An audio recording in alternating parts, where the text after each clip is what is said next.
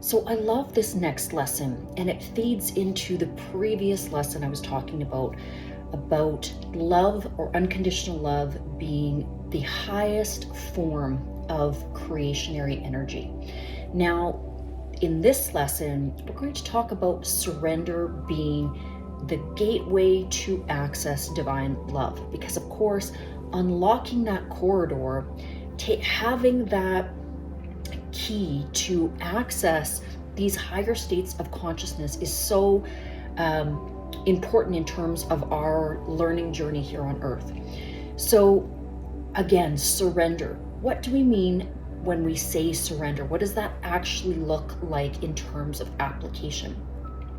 So in essence, it means letting go of all of the expectations that the ego has us rolling through in our minds that are tripping us or causing us to essentially trip over our own expectations of what life is supposed to be. Now, a lot of these expectations come about in a totally innocent way. These are things that have been layered upon us generationally, have been layered on us from our parents, from our families, as well as from society as a whole, sometimes from our religious institutions. There's so many layers of expectation that are essentially forced on us, and these are linked directly to these judgments and these categories that we start to utilize within our own thought forms. We start to put things, people, events into boxes, and essentially once we have them in this box, or once we've judged them, then we don't allow them to expand within our own concept of what they could be or what they are, and it limits us as well as it becomes limiting to the other. So this exchange, this frequency exchange of categorization limits us in so many ways.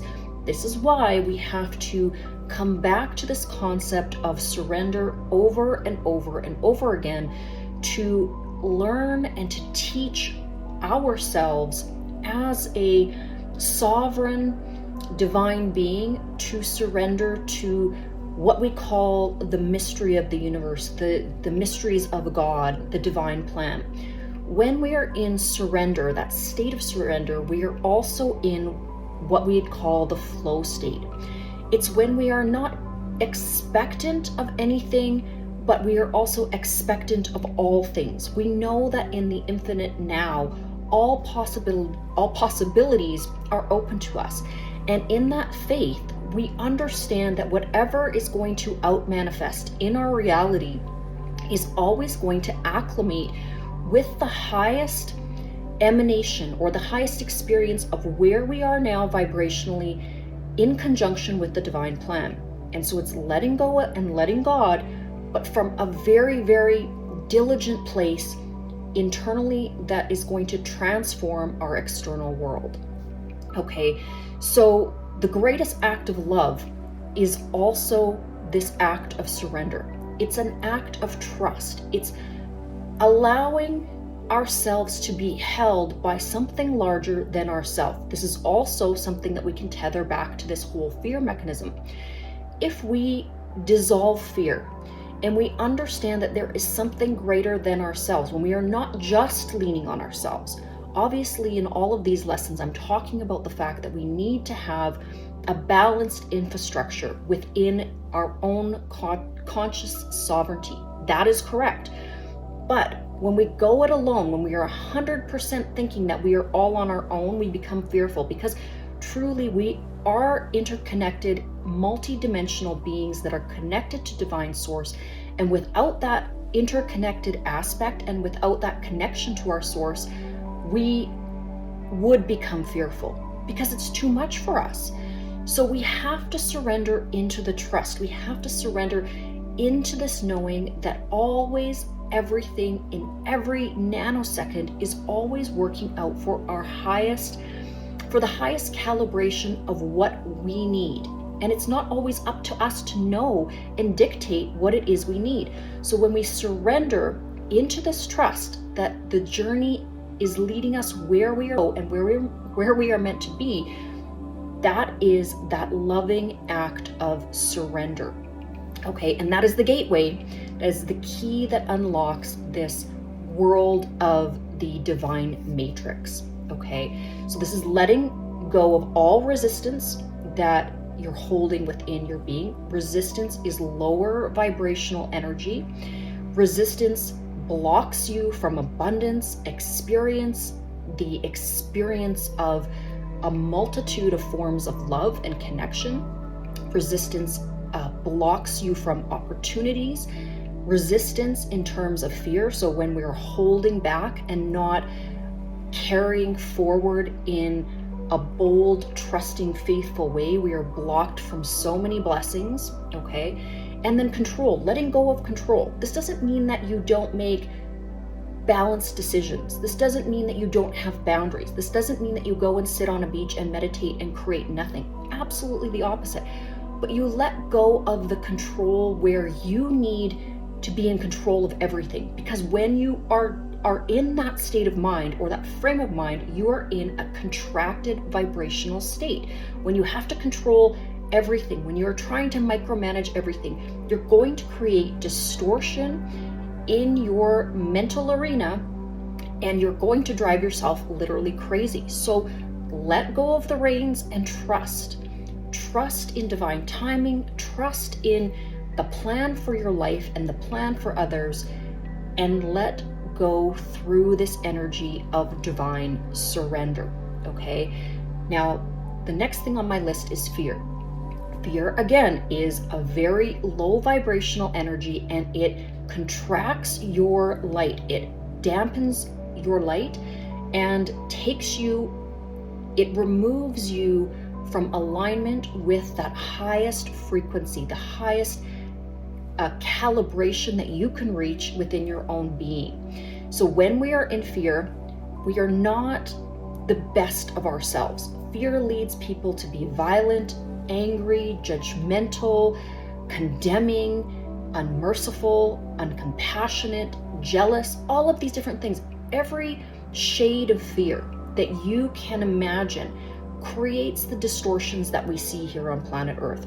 So anytime you're feeling in this angry state, this fearful state, try as best you can to move into this energy of surrender and to try to dissolve those types of emotional energies that you are starting to transmit, or that you have been transmitting. Really pay attention to the energy that is coming off of you and from you. And if you are in this negative energy, do everything you can. Prayer, meditation, get out into nature, talk to a good friend, do whatever you can do to get yourself out of that as quickly as possible. Now, there's times when you have to sit in that energy, and there's definitely learning that's derived from that energy. But it's not a state that you want to stay in for an extended period of time, because it's also attached to suffering. So you will notice when you're in those lower vibrational states, you will also be experiencing great amounts of suffering. And suffering is transformative. It is a catalyst. So it's not all bad. And that's part of what I'm trying to teach, is that there is wisdom in all aspects of your journey. But hopefully through this dialogue, I can explain it in a way that is articulated so that you're understanding your journey and you don't feel pulled down by it or weighted down by whatever phase that you are currently in. Okay, so trusting fully, understanding that the universe is always conspiring to create this loving, immersive experience for you, even when you don't understand. And that's so much a part of what it is to have this earthly experience.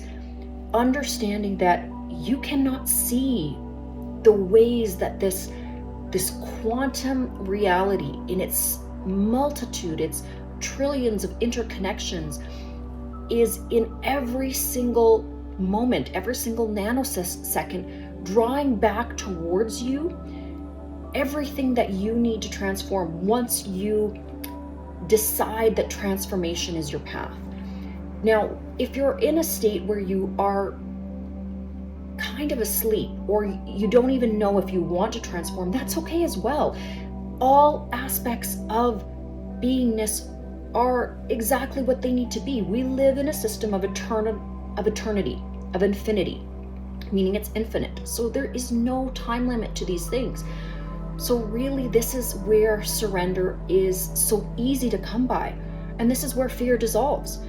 Once we understand infinity, endless possibilities for transformation, it just becomes this momentum or this relaxation into this surrendered state.